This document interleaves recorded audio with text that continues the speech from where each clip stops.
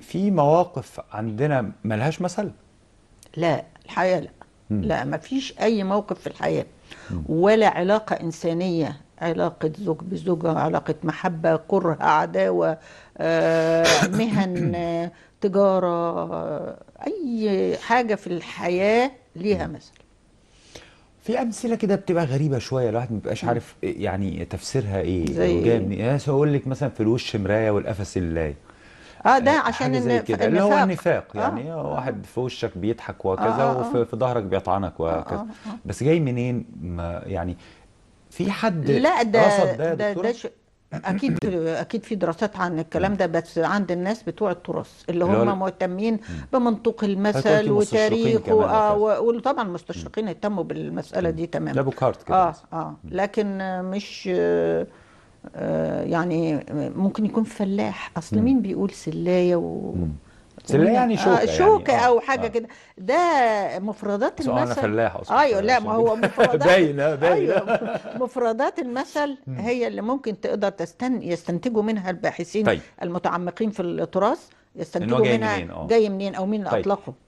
مفردات المثل بتختلف من بيئة للتانية داخل البلد، يعني مثلا في الصعيد ممكن نلاقي مثل وهو نفسه على موجود في الاقل، بحري بس بألفاظ مختلفة. على الأقل في المنطوق، مم. يعني يمكن نفس المعنى، حتى على فكرة على لا مستوى ما اقصدش العالم. اقول جيم هقولها في وانا مثلا لو انا من طنطا لا، هقول جيم، البيئة وانا برضو في بتحكم، اسيوط لأن هقول جيم لا أنت يعني. لما تكون مم. مثلا من سكان الصحراوات وليك أكيد منطق في الحياة مم. وقيم مختلفة ولهجة مختلفة، طبعا أكيد المثل بيختلف. مم. بس بيوجد تشابه ما برضو بداخل الإقليم مم. الدولة الواحدة. مم. حتى على فكرة على المستوى العربي، مثلا تلاقي في امثال، هو انا قلت لك ان الفراعنه اكتر ناس مم. حضاره، مم. في الحضارات القديمه هم كانوا عملوا امثال. وجنبينا فلسطين كان برضو عندهم تراث مثلي جيد، مم. لكن احنا كنا نتفوق على الاشوريين والبابليين. انما اقليم الشام ده، سوريا ولبنان وفلسطين مم. قريبين والأردن. مننا. مم. فتلاقي مثلا حتى في الامثال العاميه المصريه، مثلا احنا بنقول ايه؟ كل فوله وليها كيال. مم. الشوام بيقولوا كل فولة مسوسة وليها كيال أعور. مم. مين قبل مين بتوع التراث بقى اللي يعرفوا هل المثل أصلا كان سوري وإحنا خففناه وشلنا منه مسوسة وأعور اظن وخليناه كده، انا ميال ولا لده. هم هم زودوا زودوا جودوا يعني. جودوا اه. علينا؟ مم. دي مسألة. هتلاقي في أمثال كتيرة جدا بتبقى مثلا هي احنا بنقول مثلا اقلب القدرة على فمها تطلع تطلع البنت البنت لأمها، هم لامها صح. بيقولوا اقلب الجرة على تمها اه تطلع تطلع البنت لأمها. اه. يعني بتبقى فروق بسيطة، لكنها اظن ده مش أخذ بس. وعطاء ما بين الأقاليم اه بحكم الجوار. لا اظن ده بس مش مرتبط بفكره الجوار يا دكتوره عزه، لا، يعني اظن عندي ظن المواقف كده انه الإنسانية. في مشترك انساني في العالم كله. طبعا. يعني هتلاقي امثله من عندنا، انا متاكد ان ممكن تلاقي امثله شبيهه م- جدا بيها ان م- لم تكن متطابقه م- تطابق مطلق يعني، م. مع امثله عند في شعوب زي في الخليج. المكسيك مثلا. لا مش بس في محيطنا ممكن يعني في مش عارف واحنا بننقل مم. برضو، ما احنا يعني في امثال مثلا زي المثل الفرنسي اللي بيقول شرشيلا فام. ابحث احنا عن المرء. بنقول ابحث عن المرأة مم. او فتش عن مم. المرأة. مم. مع ان يعني كانت المرأة عندنا مقهورة، مش مم. بالضرورة تكون هي السبب ايوه في السبب في اي كل حاجه مصيبة. والله طول الوقت يا دكتوره، بس احنا لولا ان في القناة والله الثقافية كنت رديت والله عليه. مساكين يا دكتور. طب دكتوره عزه مم. يعني بنلاحظ انه آه، مفيش امثله جديده. لا، يعني مش عارف ده احساس زائف مش مظبوط. انا كنت زيك كده بفكر بالطريقه دي، اقول ايه؟ معقوله الشباب والجيل ده والقريحه المصريه جواده مم. لدرجه انها يعني ممكن يطلعوا مثل محكم كده وفي سجع وقضيه وكنت مستبعده. مم. لكن لقيت لا، انا قعدت في كتاب، مش كتابي بتاع الشخصيه المصريه في الامثال الشعبيه، كان عندي كتاب اسمه لغه الشارع والتحولات في الشخصيه المصريه. مم. فعملت فيه مبحث كده عن انه الشخصيه المصريه بعد الانفتاح الاقتصادي والانفتاح العالمي والفضائيات والانترنت والكلام ده، فانفتحنا على العالم. ما بقى هي طول عمر الشخصيه المصريه مش جامده، يعني مم. بتتغير بس في في حدود. حركه بس مواره يعني. كانت تؤثر اكتر ما تتاثر. احنا دلوقتي بقينا نتاثر اكتر. فكنت مشغوله قوي بالمساله دي، فقعدت ارصد الاقوال المستحدثه، فلقيت ان احنا في الستينيات كنا بنقول بعض التعبيرات ما زالت باقيه. شوف، من الستينيات لحد دلوقتي هو المثل لو المقوله لو فضلت، او التعبير لو فضل في احتياج ليه وبيحتاج ويتم نكرره ترديده. ويتم ترديده يصيروا مثلا. فممكن بعد 50 سنة يلاقوا في كلمات مع عبارات مسكوكة في الستينيات. فلقيت انه لا، حتى لحد قريب خالص رصدت المقولات اللي الشباب بيطلعوها، لقيتها في بعضها محكم، بس للأسف رصدته لقيته في جانب السلب. اولا، لما احنا المثل الشعبي زمان كان يسخر من السمة الذميمة، لا، المثل دلوقتي بيوصفها فقط من الكذب، من واميل الى التحامق. يعني كان في امثال قديمه فيها قدر من التحامق، يعني بقت امثال فيها استهبال شويه. يعني مثلا اسرق وصدق يا عبد الله، ابانا مني زكاة عني. كل دي حاجات ممجوجه في الامثال القديمه.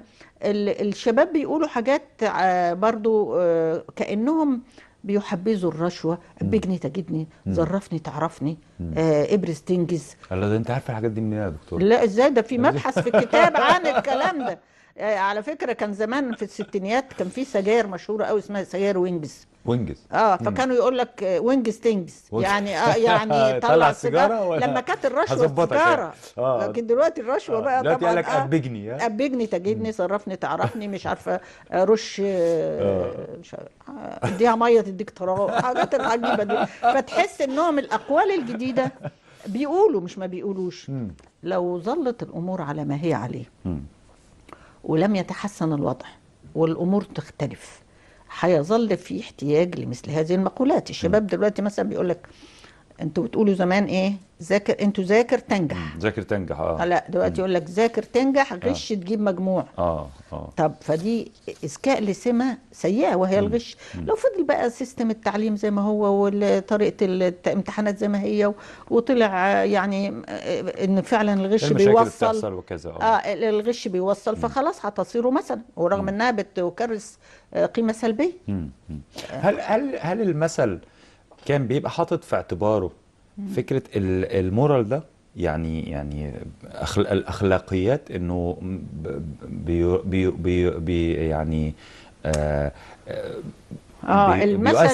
بيؤسس للأخلاقيات يعني، ولا هو المثل نابع من موقف أيا كان؟ المثل له هدف إرشادي وتعليم، لكن ما فيش ما يمنع إنه بيضم الجد والهزل. فالأمثال اللي ليها طابع جاد فيها فعلا قيمة إرشادية وتعليمية، والأمثال اللي هي بتتقال على سبيل التحامق أو السخرية اللاذعة قوي والشماتة الشديدة جدا اللي هي كأنها بتكرس الفكرة، هي دي اللي بتلاقي فيها قيم، مش قيم يعني، سلوكيات سلبية أو ما يشبه الدعوة لممارسة سلوكيات سلبية. كان سؤالي مبني بيه لسؤال تاني، انه هو اذا ده زي حضرتك بتقولي، طب تفسير حضرتك ايه لفكره ان احنا بنلاقي كتير جدا امثال متعارضه؟ يعني مثل حكايه المتعارضه دي يعني هقول لك حاجه. لا، هي مش متعارضه. هو كل مثل اتقال في موقف وفي عصر، اتقال في توقيت يناسب الواقعه. الواقعة دي لما بتتكرر بتحتاج لها فتقوله تاني، لكن ما هوش متعارض. أنا عملت إحصائيات صغيرة كده عشان أشوف، مثلا لقيت تعدد الزوجات مثلا. أنا هرد على اللي أنت قلته على الستات شرشيلة فوق. تعدد الزوجات، الأمثال الشعبية في 27 مثل لا تزكي اطلاقا فكره التعدد. وكم يعني 27 مثل بيقولوا ان من كتره ماليته هانت عليه وليته، وانه بيقول مثلا يا قادر يا فاجر، زوج الاثنين يا قادر يا فاجر. لقيت 27 مثل ومثلين فقط اللي بيقولوا بالتعدد. 2 فقط. وبرضه حاولت افهم ايه اللي ورا الامثال دي، المثالين دول. لقيت مثل اكيد راجل اللي قاله، زوج الاثنين عريس كل ليله. وفي مثل تاني بيقول الضرة تعدل العظمة، يعني الست المهملة اللي مش عارفة ترتب هندامها، دي الضرة دي ممكن تكون الست اللي قالته، حما أو مثلا أخت جوز أو حاجة كده يعني. ففي الأمثال الشعبية دراسات بتتعمل عن مدى تمسك الناس بالامثال، عددها قد ايه اللي بيزكي وجهة النظر دي. لكن المثل الشعبي ما بينفيش اي وجهة نظر، بيقول هو بيرصد حال. المؤيد هو انا قلت المقولة دي في التوقيت ده على القضية دي، وغيري قال مقولة تانية في توقيت مختلف على قضية مشابهة. مدى تمسك المصريين بأي قضية، يعني زي مثلا الشعب المصري طول عمره بيعاني من الفقر، طول عمره. لكن في أمثال كتير جدا بتزكي فكرة إنك لو كنت على بير اصرف بتدبير، وإن تاخد من التل يختل، والقرش الأبيض ينفع من اليوم الأسود. لما يجي لك مثل تاني واحد بيقول لك اصرف ما في الجيب يأتيك ما في الغيب، ده شكل من أشكال الاستبياع وعدم التخطيط وبتاع. فدي ما هوش معناه انه متناقض، انما ده بيعبر عن وجهة نظر هي حجمها ايه في المجتمع المصري او في الثقافة والفلسفة الانسان المصري. ممكن يكون حجمها ضئيل جدا، رأي أقلية ولا رأي مثل أغلبية. واحد بس بيقول ده اللي هو اصرف ما في الجيب يأتيك ما في الغيب، وهنلاقي 50 مثل بيتكلموا عن بيوصي انه بالايه لازم بالتقدير بالحرص والالتزام والحرص وكده. واعمل حساب لبكره والكلام ده كله، لان تاريخنا كله بيؤكد ان احنا لازم نقتصد وندخر ونعمل حساب لبكره، وجوانا خوف من بكره. مش ما احناش يعني، انما في حمقى او بيقولوها حتى على سبيل الدعابه، ما هو مش بالضروره المثل يكون اتقال في جد يعني. في جد. هو المثل من سماته انه يتناول القضايا الجد منها والهزل. المثل ابن بيئته، والمثل بتحصل فيه تحورات في وتغيرات زي ما اتكلمنا من شوية في ألفاظه مع مرور الوقت. طبعا. إنما في بعض الأمثال احتفظت بألفاظ غريبة على المجتمع الآن، ف يعني ما تبقاش مفهومة ومع ذلك بيستخدم. تفسير حضرتك لا، هو إيه؟ أغلبية الأمثال يعني أنا في نماذج طبعا في طبعا بتنحى إلى إنها تختصر.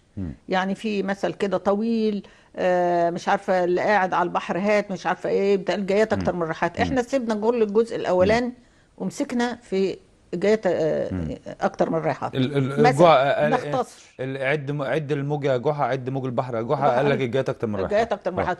ما بنقولش الكلام ده، بنقول جزء منه كده. بصمة العصر بنختصر في الأمثال، إلى جانب إن في أقوال مثلا في مثل بيتكلم عن عشان أبوك سنجق فأنت مش عارفة تمشي. ده اللي أنا كنت خلاص أقصده ما بقى. بقاش في سنجق ولا بتاع. ده اللي أنا كنت أقصده بالظبط يا دكتور عزة، اللي هو فكرة كلمة سنجق. ما هو ما زال حتى الآن لا ما بيتقالش، ده موجود المثل في كتب التراث. اتطور بعد فترة يقول لك عشان أبوك جندي، لان كانت الحقبه دي يعني حضرتك شايفه انه الامثله اللي فيها الفاظ عويصه بيتغير اللفظ انت عشان يناسب العصر. في الجيل ده حد عارف يعني ايه سنجق ولا جندي حتى؟ لكن الشباب عارف دلوقتي بيقول لك ايه؟ ما يطول ولا ينول الا اللي في البلد مسؤول. هي نفس المعنى، انه اذا كنت هو مثلا في مثل مثلا في نفس السياق ده بيتقال كده، يقول لك يا بخت من كان النقيب خاله.